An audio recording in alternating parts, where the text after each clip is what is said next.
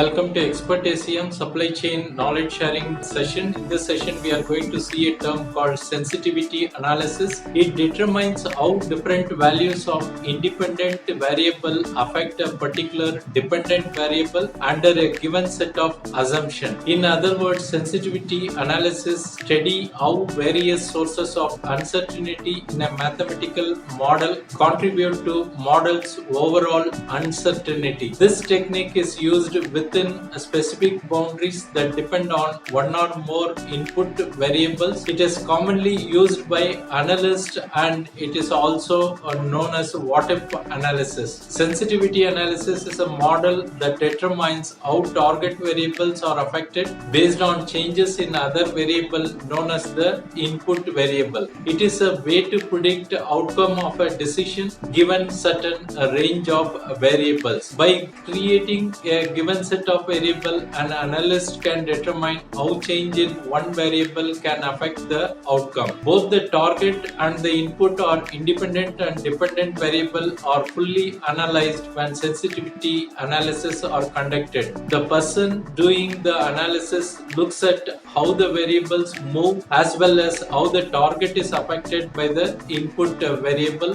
Of course, there are various tools are available including in Excel. It is called as what-if analysis tool. You can see under the data tab. In fact, in our supply chain analytics program, we do conduct sensitivity analysis for the given data and keep varying various factors. In fact, one of the interesting tools in Excel is a scenario manager where you can vary various more than two input variable and see how it is going to alter the output. Thanks for watching. Bye.